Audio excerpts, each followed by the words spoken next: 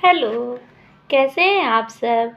मैं राजलक्ष्मी आज एक बार फिर से आप सबों का स्वागत करती हूँ। तो आज है 8 मार्च। आज है विमेंस डे। हम सभी आप सभी औरतों को आज एक बार विमेंस डे की ढेर सारी शुभकामनाएं। आज का दिन तो हम सभी औरतों के नाम, आप सभी बहनों के नाम, आज मैं सिर्फ आप सबों से ही बात करने आई हूँ। हम सभी औरतें सबसे पहले खुद का सम्मान करें।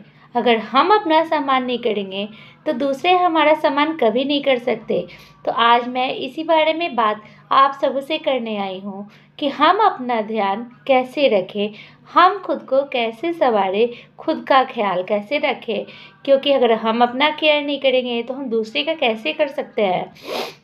हम सभी औरतों की अक्सर ही आदत होती है कि हम सारे दुनिया सारे समाज का तो ठिका रखते हैं पर खुद का रखना भूल जाते। खुद का ख्याल कैसे रखना है ये हम सभी नहीं समझ पाते या फिर ध्यान नहीं देते। पूरे परिवार की जिम्मेवारी हम सबों पे है पर खुद की जिम्मेवारी लेना हम सभी भूल जाते हैं, या फिर कहे कि हम खुद के प्रति जिम्मेवार रहते ही नहीं। आप अगर घर की रानी हैं तो रानी बनकर रहें, क्योंकि अपने लिए तो भी प्रेजेंटेबल रहना बहुत ही ज़रूरी है। जैसे पति अपने वर्क प्लेस में तैयार होकर जाते हैं, संवर कर जाते हैं, वैसे ही आप खुद भी अपने आप को हमेशा तैयार कर रखें। चाहे आप एक हाउसवाइफ हो, चाहे एक वर्किंग वुमेन हो, आप चाहे किसी भी पद पर हो, खुद का ध्यान रखना ना भूलें। अगर हम अपनी केयर नहीं करेंगे तो दूसरे की कौन करेंगे, कैसे करेंगे, या फिर दूसरा कोई हमारा कौन ख्याल रखेगा।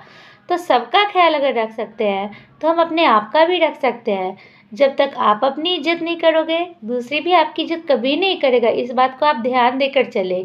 बेटी बहू कभी माँ बनकर सबके ही सुख दुख सहते हैं, सहकर अपने फर्ज निभाते तभी तो नारी कहलाते हैं। तो इस बात का तो ख्याल रखना ही है। हम बेटी के रूप में, बहू के रूप में, बहन के रूप में, माँ के रूप में, भाभी के रूप में, हर रूप में सबका ख्याल रखते हैं। तो इस बीच क्यों ना हम अपने आप का भी ध्यान रखें, खुद का भी ख्याल रखें। क्यों ना हम अपने आप की भी केयर करें। आखिर हम सबों की खुद के प्रति भी तो कुछ जिम्मेवारियां है कि नहीं। अगर हम अपना ध्यान नहीं रखेंगे तो दूसरे का कैसे रखेंगे। और ऐसे भी कहा जाता है कि हजारों फूल चाहिए एक माला बनाने के लिए, हजारों दीपक चाहिए एक आरती संवारने के लिए, हजारों बूंद चाहिए एक समुद्र का निर्माण करने के लिए, पर एक औरत ही काफ़ी है पूरे घर को स्वर्ग बनाने के लिए। तो जब इतना बड़ा, इतनी बड़ी इज्जत से हम सबों को नवाजा जा रहा है तो हम अपने पहलू को कैसे कम कर सकते हैं। पूरे घर की नींव हम औरतों भी ही तो टिकी होती है, तो हम अपने आप को कम कैसे आंक सकते हैं। अक्सर देखा जाता है कि हम और आप, हम सबों के बीच में ही कई ऐसी बहनें, कई ऐसी माँ, कई ऐसी दीदियाँ ऐसी भी हैं जो खुद का ख्याल नहीं रखती। घर के सबका सदस्य का तो ध्यान रखती है, सबको लिए करती है, सबको सुबह उठ के नाश्ता देना, खाना देना, टिफ़िन तैयार करना, सब कुछ करती है, पर खुद की केयर करना भूल जाती है, खुद का नाश्ता भूल जाती है, खुद का खाना भूल जाती है, सजना संवरना भूल जाती है।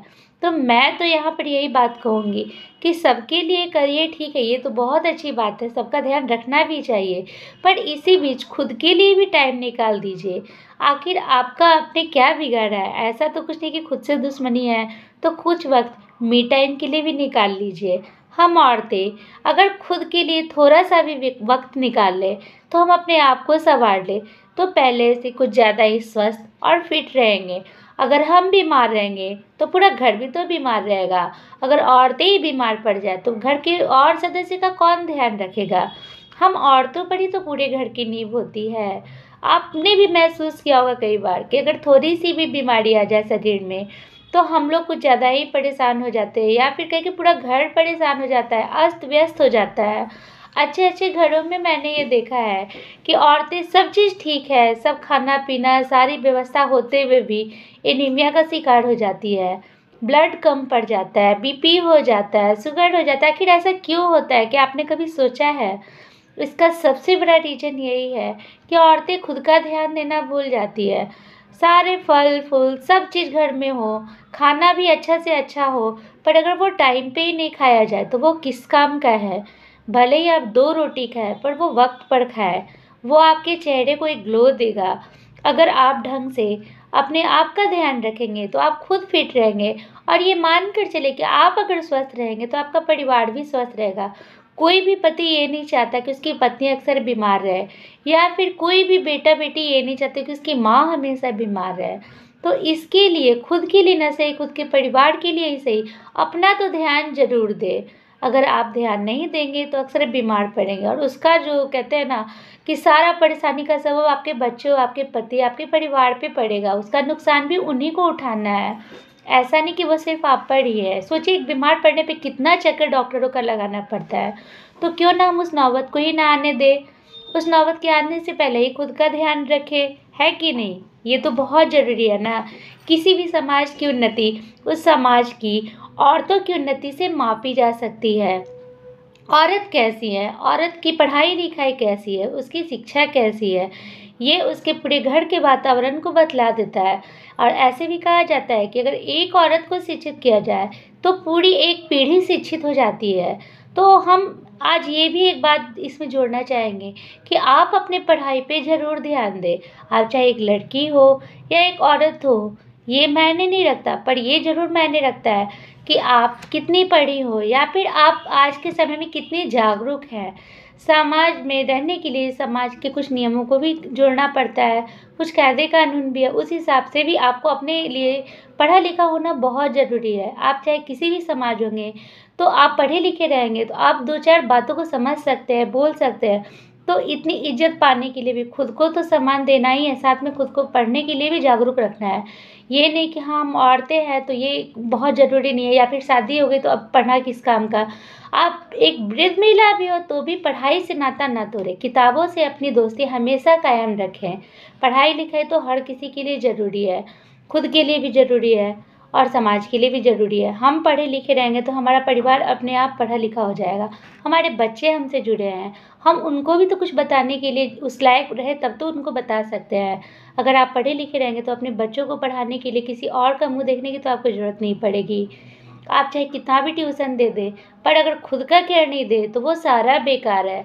तो उन सबों के लिए हम लोगों को इस लायक होना तो ज़रूरी है ना। तो एक्टिव रहें, न्यू स्किल सीखें। मैं आज हर उन औरतों से कहूँगी कि आप कुछ नया सीखने के लिए हमेशा तैयार है। ये नहीं सोचे कि अब वो वक्त नहीं रहा। हम औरतों के लिए हमेशा वक्त रहता है। हम हर वो काम कर सकते हैं जो समाज का या फिर जो दुनिया के कोई भी इंसान कर सकते हैं। हम सोचिए, पूरा घर अपने आप संभालते हैं। अकेले औरतें कितना कुछ नहीं करती, घर बाहर सब संभालती है, बच्चों को संभालती है, माँ बाप को संभालती है, सास ससुर को संभालती है। तो खुद को आगे बढ़ने से खुद को क्यों रोके, खुद को भी आगे बढ़ाए। अगर आप घर की रानी हैं तो मैं ये बात फिर से बोलती हूँ कि अगर रानी है तो रानी बनकर रहें, खुद को सजा के संवार कर और अच्छे से तैयार होकर लोगों से मिले जुले, तभी आपकी इज्जत भी बढ़ेगी। ऐसा नहीं कि आप सिर्फ सारा दिन काम करें तो आपकी इज्जत बढ़ रही है। उसके साथ साथ खुद की केयर करना भी सीखें। माँ दुर्गा को चाहे कितनी भी पूजा करते हो, चाहे 9 दिन अखंड दीपक जलाए या फिर 9 दिन उपवास रहे, अगर घर की औरतों की इज्जत न करे, अगर समाज की औरतों की इज्जत न करे तो वो सारी पूजा बेकार है। तो आज मैं अपने जो समाज के सभी जन से भी एक बात कहनी चाहूँगी कि आप चाहे जिस भी जगह पे हो, घर बाहर कहीं भी हो, औरतों की इज्जत करें। नारी में कहते हैं कि दुर्गा का वास होता है, तो नारी की उस रूप को संभाले और उनकी इज्जत करे, उनकी परवाह करे। औरतें अपना सब कुछ, अपना सारा जो कहते हैं कि सारा ज़िंदगी आप लोगों के लिए अगर रखती है तो उन्हें उस इज्जत के लिए, उस लायक उनको, उनका भी ध्यान थोड़ा रखें। तो समाज में सब समान है तो खुद को समान बनाएं। मेरी बहनें, अगर खुद का ध्यान आप रखेंगी तो आप अपने परिवार का भी ध्यान रखेंगी। तो आज विमेंस डे पे मैं इतना ही कहने आई थी कि खुद को सम्मान दें, दुनिया अपने आप आपको सम्मान देगी। एक बार फिर से आप सबों को हैप्पी विमेंस डे। अपना केयर करें और हमेशा खुश रहें। आज की बातें यही तक। Thank you. अगर हमारा ये वीडियो आपको जो पसंद पड़ा हो तो प्लीज़ लाइक और सब्सक्राइब करना ना भूलें। Thank you.